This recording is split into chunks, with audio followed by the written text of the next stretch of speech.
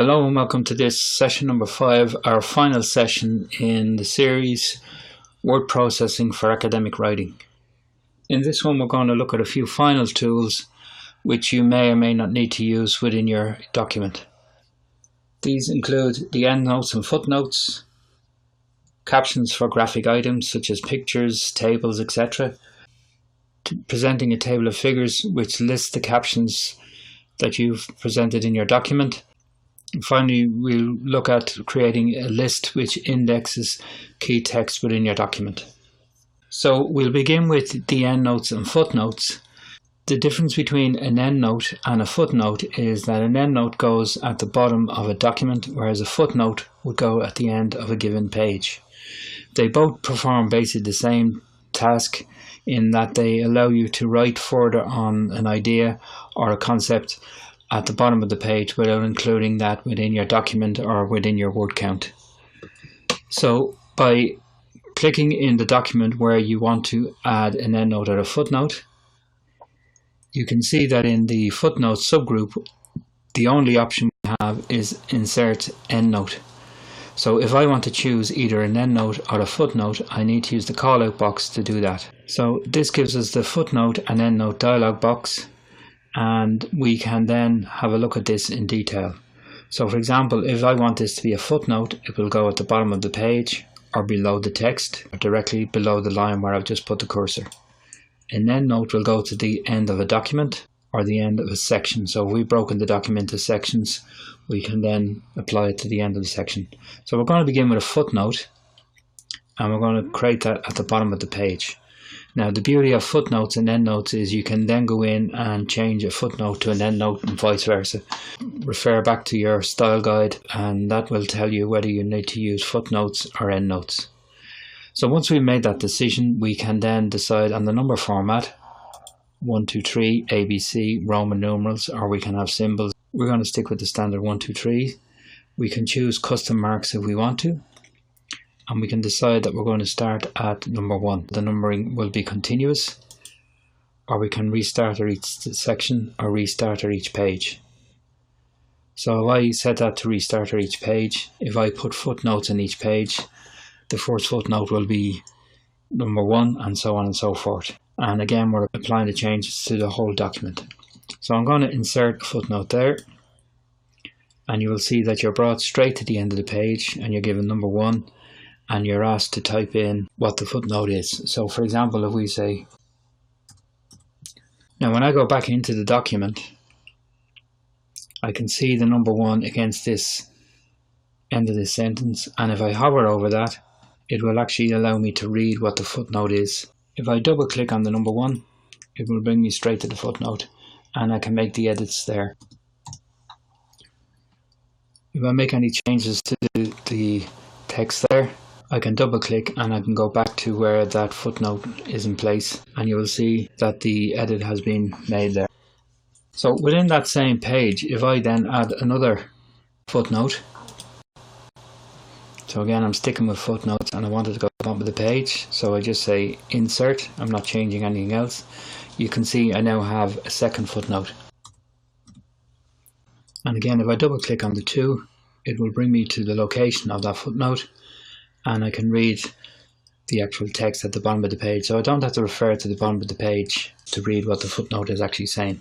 Once again, I'm going to put in another one, but this time I'm actually going to make this an endnote. So by clicking on endnote, you will see that I've actually gone below the bibliography. So it's gone right to the bottom of the document.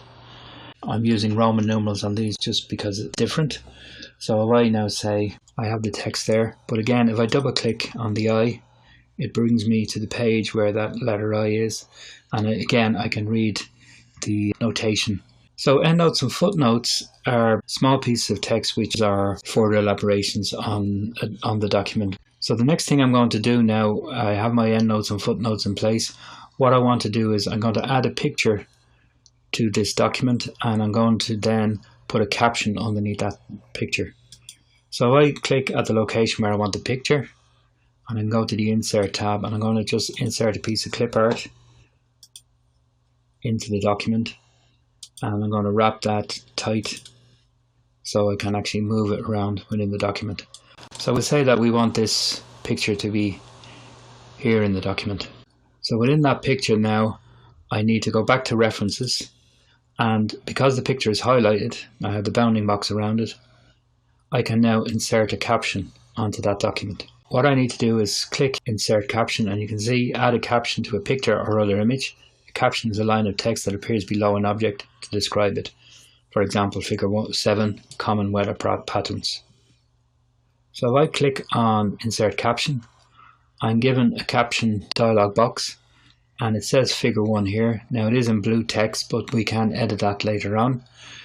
We can change that to suit our style guide, and I'm just going to call this breakdown service. So the label is going to be figure, equation or table, so I can change that from figure 1 to equation 1 or table 1.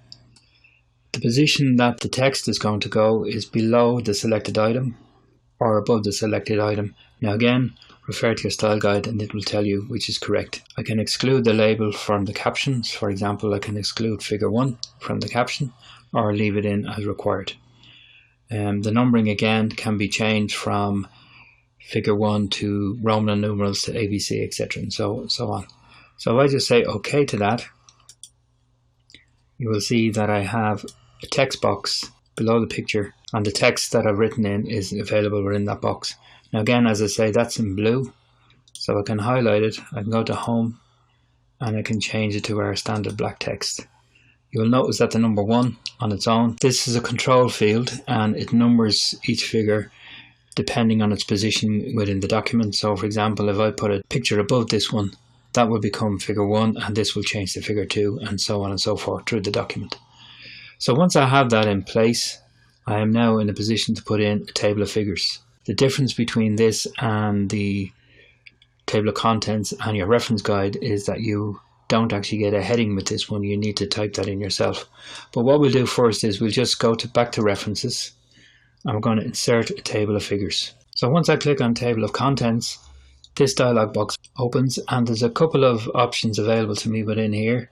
We can decide what way the table is actually laid out, whether we use a tab leader like we have in table of contents. We can choose the formats that we're going to use. If I choose from template, I can actually modify that and I can use the Times New Roman or whatever text I need. I'm going to stick everything as it is at the moment, and I'm just going to say OK. And you can see that straight away I have figure 1 breakdown service placed in the document. That's a hyperlink. I can actually control click on that and go to the document. Now as you can see, it hasn't given me a title. So what I can do is I can just press enter to get onto a new line. So I can go to the home tab, and by using heading 1 to type in table of figures, I can ensure that the table of figures heading at least is included in my table of contents. So just like table of contents, it will list where each of these figures are within your document, and as you add more and more, you can return to your table of contents, just right click to update the field. So by updating the field, I can update the page numbers only, or I can update the entire table, and any subsequent items will be included in that. Just to see the table of figures in action, I'm going to add another picture in here at the end of this chapter, and I'm going to insert a caption onto that picture and call it race car, and just like the other one, it's going to be underneath the picture. So I now have my picture in place and I have my caption below the picture. So if I return to the table of figures, I can right click on that and I can update the field, update the entire table, and my race car on page 2 has now become part of my table of figures. If the picture is moved and the caption is moved, well then the pages obviously will update. So that's table of figures. Our next one is insert an index to index certain words within the document. And part of this process is automated. Parts of it, you got to do it as you go along. So for example, what we can do is we can highlight a piece of text. So for example, if I highlight insert tab, I can mark the entry, and you can see a dialog box comes up, mark index entry, and the entry is insert tab. If I want a sub entry, so for example insert tab, they will become a sub entry in that. I can also cross reference if I want, so I can say see page 5 for further details. by cross-referencing. I can link the current page, I can go for a page range, and I can change the formatting of the page number, whether it's bold or italic. Now, on the assumption that there's more than one occurrence of insert tab available to me, I can then mark all. Now you will notice that once I've done that, you'll see that everywhere insert tab is available, you'll see there's a control key gone in there. Now that is not actually going to show on your document. You'll also see that other formatting marks have shown up on screen. So if I go to the Home tab and I can switch off the formatting marks, they're not actually there. So we've done the Insert tab. I then want to index Home tab. I select Home tab, go to my references, mark the entry. If I want a sub-entry, I can put it in.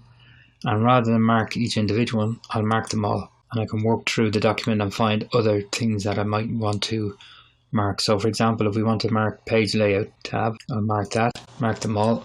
And I have now 3 entries in my index.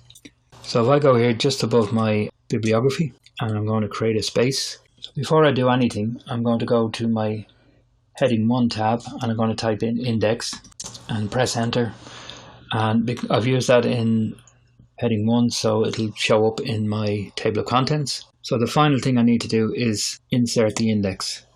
Now by default it goes to 2 columns. I'm going to reduce that down to 1. And if I work from a template, I can modify that template to ensure that the formatting agrees with the style guide. And this print preview box is giving you an idea of how your index will be laid out. For example, we have the main entry and the page number.